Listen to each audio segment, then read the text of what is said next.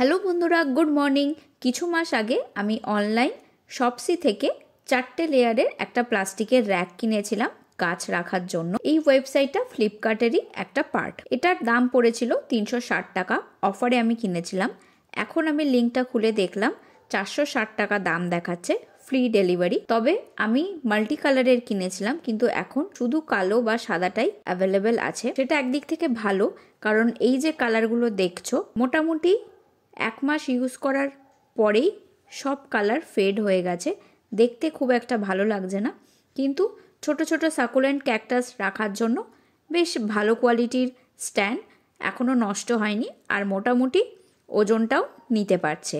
আমি সাকুলেন্টগুলো মাটির টবে সিন্ডারে করে রেখেছি, তো সেইটার যা ওজন হয় সেগুলো মোটামুটি 6টা-7টা করে এক একটা তাকে রাখতে পারছি। আর চাকাটা খুবই স্মুথ, ইজিলি তোমরা ছাদের একদিক থেকে অন্যদিকে নিয়ে যেতে পারবে।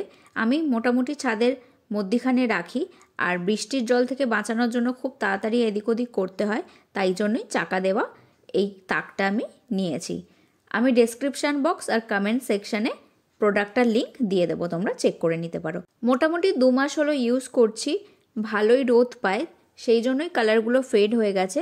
কিন্তু অনেক কম দামে প্লাস্টিক হয় যেটা গুঁড়িয়ে যায়, কিছুদিন পরই নষ্ট হয়ে যায়, সেটা কিন্তু এগুলো এখনও হয়নি। মোটামুটি সব টব নিয়ে খুব ভালোভাবে এটা চলছে। তোমরা লিঙ্কটা চেক করে দেখে নিতে পারো, ওখানেও প্রচুর লোকে কিনেছে আর অনেক রিভিউস তোমরা পেয়ে যাবে। তো আজকের ভিডিওটা আমি এখানেই শেষ করছি, পরের ভিডিওতে খুব তাড়াতাড়ি দেখা হবে।